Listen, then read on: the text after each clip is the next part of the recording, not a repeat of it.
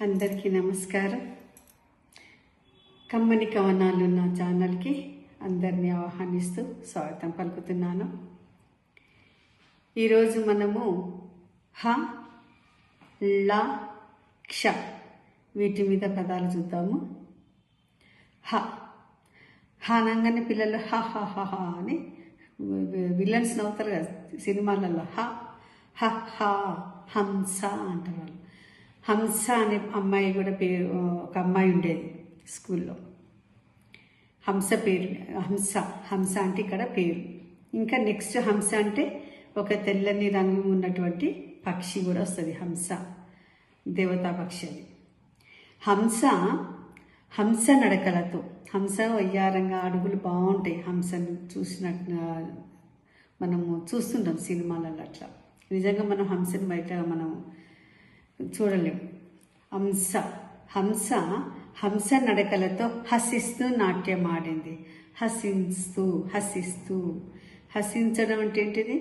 నవ్వుతూ, నవ్వుమోముతోటి నాట్యం ఆడింది, డాన్స్ చేసింది. హంస నడకలతో హసిస్తూ నవ్వుతూ నాట్యమాడింది. హంస పాల నుండి నీటిని వేరు చేసినట్లుగా మన హంస ఏం చేసింది? మంచి చెడులు తారతమ్యం గల తెలివైన అమ్మాయి.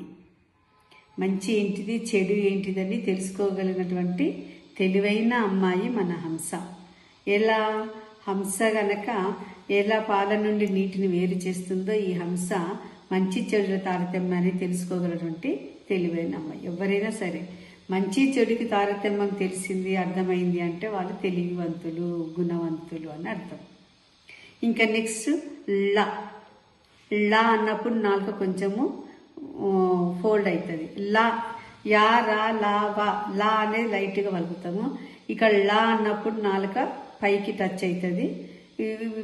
వర్ణమాలలో ప్రతి ఒక్క ఏది అక్షరాలు ఎట్లా ఉచ్చారిస్తాం అనేది నెక్స్ట్ చాప్టర్లోకి అందులోకి వెళ్ళిపోదాం. వర్ణమాలకి అవి వెళ్ళిపోయిన తర్వాత నెక్స్ట్ మీకు ఒత్తులు, గుణింతలు అవి ఇంకా చాలా బాగుంటాయి. మీకు అందులో హాస్యాస్పదంగా ఉంటాయి, బాగుంటాయి. లా అనేది ఏంటిది? నాలుక మడత పడుతుంది కొంచెం.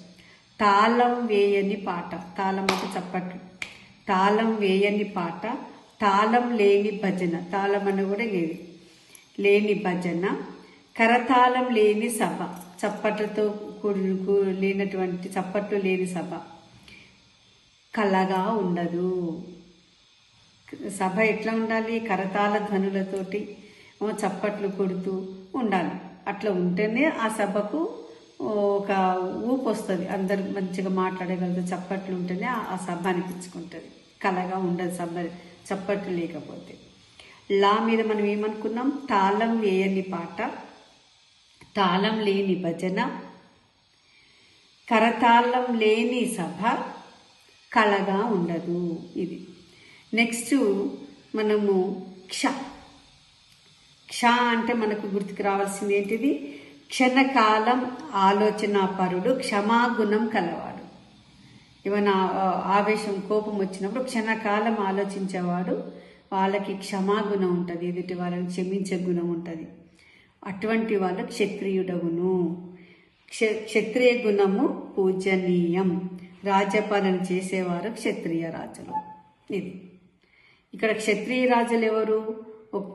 వాళ్ళు క్షత్రియ రాజు తొందరపడరు. రాజులు యోచన చేస్తారు, ఆలోచన చేస్తారు. మంత్రులతో కూడి వాళ్ళు అనేక రకాలుగా అన్ని యాంగిల్లో వాళ్ళు ఆలోచన చేస్తారు. అట్లా క్షణకాలం కూడా తొందరపడకుండా ఆలోచించేవాడు క్షత్రియుడగును. ఇది క్ష మీద రాయడం జరిగింది. క్షతోని ఇంకా పదాలు కూడా క్షామము, క్షవరము ఇట్లా కొన్ని పదాలు కూడా వస్తాయి. నెక్స్ట్ మనము వర్ణమాల అక్షరాలు, ప్రతి ఒక్క అక్షరాన్ని గురించి ఇప్పుడు మనం ఒక్కొక్క అక్షరం మీద పదాలు చదివినాం మనము. ఇంకా నెక్స్ట్ అచ్చులను ఎట్లా పలుకుతాము, హల్లులను ఎలా పలుకుతాము, అందులో ఇన్ని వర్గాలు ఉన్నాయి. ఇప్పుడు మీకు సున్నా, విసర్గ, అరసున్నా వీటి గురించి కూడా మనకు చెప్పుకోలేదు. అవన్నీ కూడా నెక్స్ట్ 2 చాప్టర్లలో 2 వీడియోస్ అయితే అవన్నీ అవి చూసిన తర్వాత మనం ఒత్తులో పోదాము. భలేగా ఎంజాయ్ చేద్దాము. అందరికీ ధన్యవాదాలు.